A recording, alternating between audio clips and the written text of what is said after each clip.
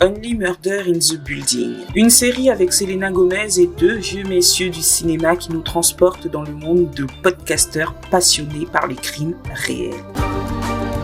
L'épisode final de la saison 3 sorti la semaine dernière nous laisse sur un suspense qui rend indéniable la sortie d'une saison 4 et honnêtement, j'ai soufflé.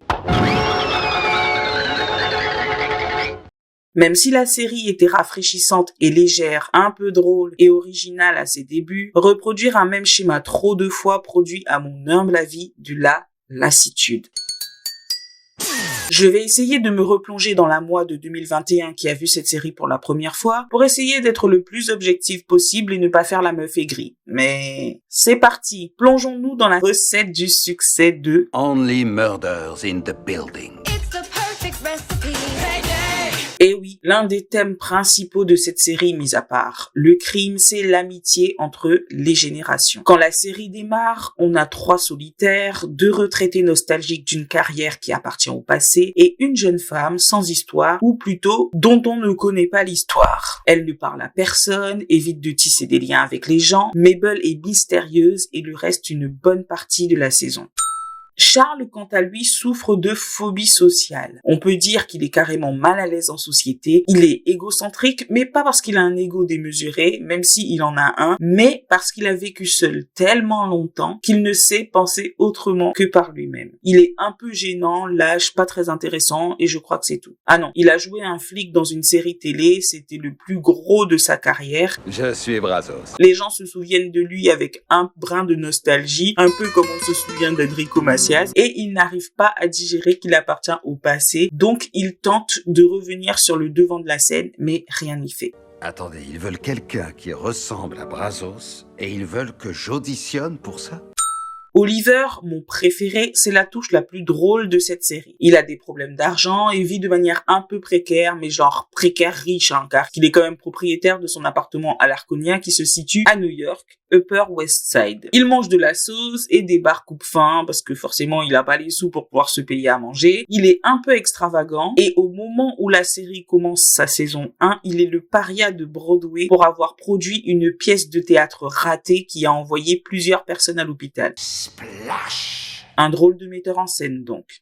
Avec la mort de Tim Kono et l'évacuation du bâtiment, nos 3 personnages atypiques se retrouvent réunis autour d'une passion, le podcast de Cinda Canning, Tout n'est pas OK en Oklahoma. Alors que la police classe l'affaire Tim Kono en suicide, Mabel et sa clique se disent « Non, pas convaincus ». Ça n'a vraiment aucun sens. Persuadés qu'il s'agit d'un meurtre, nos 3 amateurs enfilent leur casquette d'enquêteurs du dimanche, projettent de rivaliser avec leur podcast préféré et lancent Only Murders in the Building.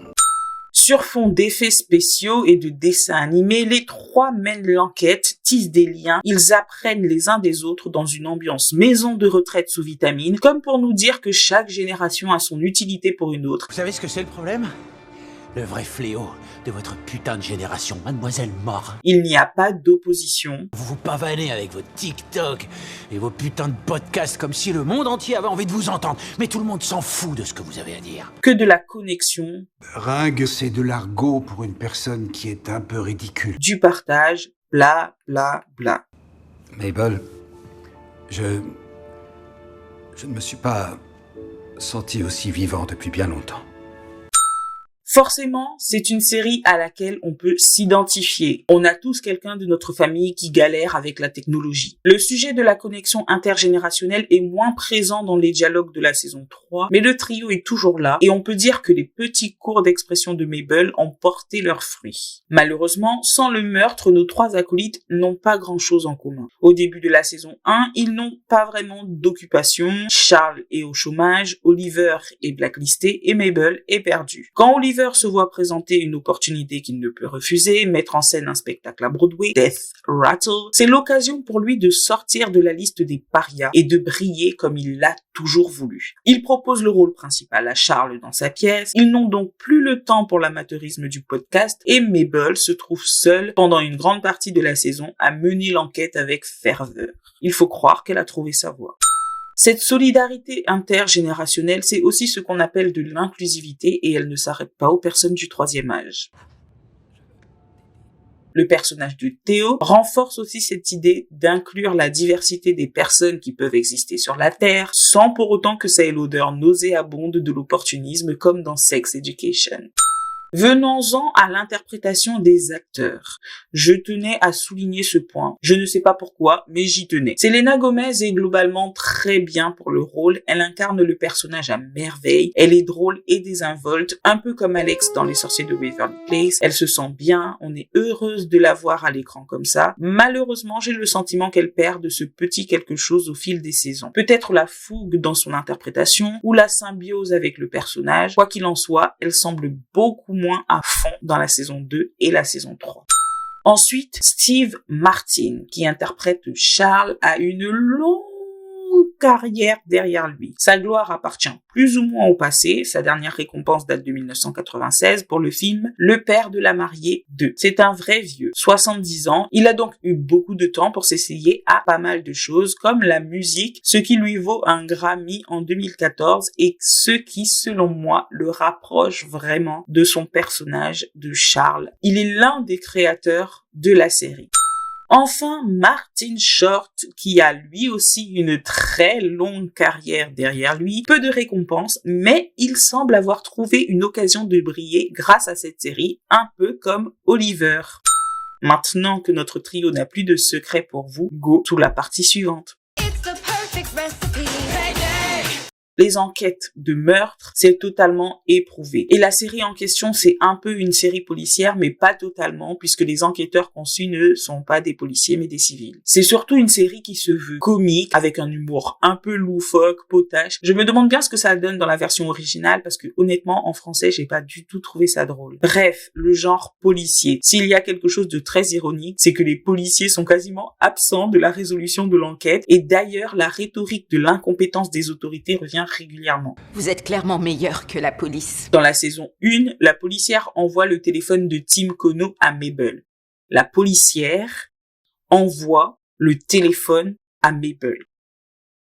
Comme sa hiérarchie a classé l'enquête en suicide et qu'elle ne veut pas la contrarier pour éviter de nuire à sa promotion de lieutenant, elle demande à des civils de faire son boulot afin que sa hiérarchie puisse se fier à eux et relancer l'enquête. Ok, toujours dans le même esprit, à la fin de l'épisode 8, la policière dont je vous rappelle que c'est son boulot de policer appelle le trio pour les remercier d'avoir permis l'arrestation des Dimas, fils et père qui sont des pilleurs de tombes qui auraient, selon Mabel et son crew, tué Tim car il avait découvert leurs activités et aussi parce que Dimas père avait menacé Tim après la mort de Zoé pour couvrir son fils. Quelle n'est pas sa surprise quand elle reçoit les analyses toxicologiques qui sont quand même la base d'une réelle enquête et qu'elle se rend compte que les Dimas n'ont pas pu tuer Tim parce qu'il a été empoisonné et qu'ils ont un alibi béton armé. Bah oui les amis, l'alibi c'est aussi la base.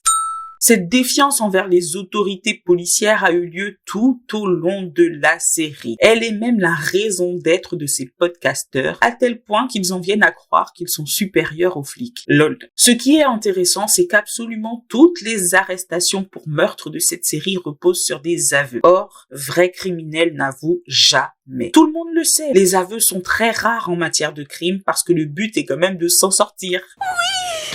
Ils se prennent pour des flics, mais ne respectent aucune procédure. Pas de gants avant de toucher les preuves, pas de droit, ni d'avocat. Juste la pression sur les suspects, et je suis sûre que ce genre de méthode serait facilement démontable devant un tribunal. La rhétorique flic pourri continue avec la saison 2 où ils sont décrits comme incompétents. Et dans l'épisode 6, on va même plus loin puisque les petits vieux et Mabel entendent procéder à une arrestation citoyenne. Dans la saison 3, même chose, la série policière continue, sans police, qui se contente d'apparaître par-ci, par-là, et de procéder aux interpellations une fois que les podcasteurs ont trouvé le coupable. Le plus risible, c'est quand la policière débarque au théâtre afin d'interpeller toute la troupe qui serait suspecte, selon elle. Elle veut les embarquer au poste, mais le trio arrive à la convaincre de faire l'interrogatoire dans les locaux du théâtre. Après magouille, ils enregistrent le tout, forcément, ni vu, ni connu. Comique, mais bien grotesque, si vous voulez mon avis. Après tout, si vous écoutez cette vidéo, c'est que vous avez choisi d'entendre mon avis. C'est l'ingrédient 21e siècle, l'ingrédient magique de cette série qui parle aux spectateurs connectés. Le contenu prend une place croissante dans nos vies, vous le savez, la série en est consciente. Elle montre aussi la facilité avec laquelle on peut créer du contenu sans expertise particulière en partant d'une simple passion. La question de la professionnalisation de leur projet est souvent abordée et je pense qu'elle reviendra dans la regrettée saison 4. Parce que oui, il y aura une saison 4. Tu l'as déjà dit. En fait, à la base, ils ont lancé un format, le podcast en temps réel. Jamais aucun véritable suspect, juste des habitants d'un immeuble comme ça qui partagent leurs fouilles, élaborent des théories au fil de l'eau, les testent et par magie finissent par tomber juste. La saison 1 est très fidèle au projet. On a à voir les choses qu'ils font pour donner vie à leurs médias et les problématiques bien concrètes qu'ils affrontent, notamment quand à la fin de l'épisode 6, Charles et Oliver se rendent compte que l'histoire du meurtre de Tim est liée à Mabel, une personne donc qu'ils connaissent et qui souffre probablement de toute cette exposition. En gros, c'est la question du business versus éthique. It's the perfect recipe. Déjà, le name dropping est partie intégrante de la série avec le personnage d'Oliver, le metteur en scène périmé qui ne cesse de raconter ses histoires passées qui impliquent des personnalités célèbres. Dans la première saison, on a quand même Sting, même s'il ne reste pas longtemps. Ensuite, on a Sue Sylvester de Glee qui débarque. Dans la saison 2, on a Amy Schumer qui fait quelques apparitions et surtout Cara Delevingne qui est là jusqu'à la fin. Pour finir, dans la saison 3, la grande Meryl Streep et l'hypnotique Jesse Williams. Streep est relativement bien mise en avant, en même temps, le contraire aurait été gonflé, mais Jesse Williams, pas vraiment. Il a une petite amourette de vacances avec Mabel la criminelle, elle ne lui donne que quelques smacks sur la bouche, alors qu'à un mec comme lui, tu devrais rouler des grosses pelles. Le clou du truc, c'est quand même son prénom. Tobert. Je pense que le marketing de la série repose sur le fait de faire venir des gros noms de l'industrie pour attirer de l'audience. Un peu comme Gossip Girl qui fait venir Lady Gaga. Mais je pense que le succès d'une série et sa réussite ne peuvent reposer uniquement sur le nom des acteurs. Surtout quand Selena Gomez devient médiocre au fil des saisons, alors qu'elle est l'actrice principale. It's the perfect recipe. Bon, vous avez compris mon avis, pour moi cette série elle est plutôt moyenne. C'est le type de série qu'on regarde juste une fois pour le suspense et aussi peut-être pour les gros noms qu'on veut voir dans de nouveaux rôles, mais c'est très très loin d'être exceptionnel. L'idée de base est bonne, mais elle aurait pu être mieux exécutée. Ils auraient pu traiter des thèmes comme la paranoïa, puisque Mabel dit au début de la saison 1 qu'elle rêve de poignarder quelqu'un parce qu'elle est une femme dans une grande ville et qu'elle doit rester sur ses gardes. Pourquoi ne pas approfondir? Pourquoi ne pas baser leur podcast sur de mauvaises interprétations et des magouilles afin de montrer tout le fake qu'il est possible de faire pour obtenir de l'audience. Surtout quand on sait que les deux vieux ont soif de leur gloire passée. Que Tim Kono se soit vraiment suicidé, ça aurait été drôle ça aussi. Enfin pas qu'il se soit suicidé, mais que les podcasteurs aient été dans le faux depuis le début. J'ai eu comme l'impression que le but de la série était de dépeindre les fans de faits divers sur le plan de la bêtise. Là, on a plutôt l'impression que les trois habitants surpassent tout le monde en termes d'intelligence et ça retire un peu à la série sa crédibilité. Le plus dommage, c'est que les trois apparaissent comme des héros, ce qui inscrit la série en dehors du paysage sériel actuel qui est plus dans la logique de faire apparaître les personnages dans une sorte de complexité. Là, il y a les gentils et les méchants et c'est tout. Pas de subtilité et encore moins la possibilité de voir les stars de la série impliquées dans de réels conflits. Ils ne sont jamais vraiment en danger et même si le scénario tente de mettre de l'intrigue avec les crises cardiaques d'Oliver dans la saison 3, on sait très bien qu'ils ne vont jamais le faire mourir. Ce sont toujours les personnages secondaires qui commettent les crimes, Jane dans la saison 1, Poppy dans la saison 2 et la productrice et son fils dans la saison 3. Vous voyez, j'ai même pas retenu leur nom. Dans la saison 1, je pense que Mabel avait un vrai mobile pour tuer Tim Kono. Donc, à défaut du suicide, ils auraient très bien pu faire en sorte que Mabel le tue. Ça aurait été cool qu'elle le fasse vraiment et qu'elle tente par la suite, avec ce podcast, de détourner les soupçons, qu'elle y arrive, puis que ce mensonge la suive tout au long des saisons. Je donne juste des idées comme ça, et je veux bien les vôtres en commentaire. Quand au début de la saison 2, Charles propose à Mabel et Oliver de reprendre le podcast, elle dit non, car elle ne veut pas que la mort soit son quotidien.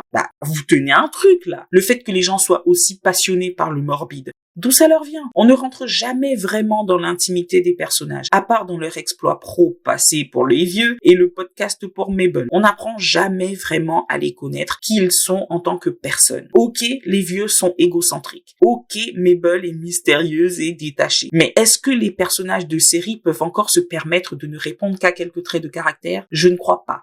La saison 3 a ceci d'intéressant. Elle aborde le thème de la route périlleuse et longue qu'est celle d'un artiste qui veut vivre et être reconnu pour son art, avec le personnage de Loretta qui, selon moi, fait une très bonne coupable, mais ils en ont décidé autrement. Le thème n'est pas juste évoqué au dernier épisode, mais le cheminement de Loretta nous est montré tout au long de la saison. Ça aurait été bien qu'ils fassent la même chose pour la saison 2, par exemple. Poppy est prête à tout pour obtenir une histoire croustillante pour maintenir le succès du podcast de Cinda Canning. Mais ça nous est donné à voir que pour le dernier épisode. Pourquoi? Globalement, toutes les saisons parlent de cette recherche de gloire et du vide qui accompagne l'ascension d'un artiste. Il n'y a pas de star ultime et c'est là que le côté humain et réaliste se reflète le plus dans la série. La gloire est souvent précédée de très lourds échecs. Même si je leur reproche un peu de nous faire croire que tous les personnages pourraient avoir tué la victime de la saison, je n'ai jamais réussi à deviner qui l'avait fait avant qu'on ne me le mette sous le nez, donc je suppose que l'intrigue est bonne. Mais je vous en prie, ne faites pas de saison 4, on s'en fout de qui aurait tué la doublure de Charles. By the way, encore un personnage secondaire.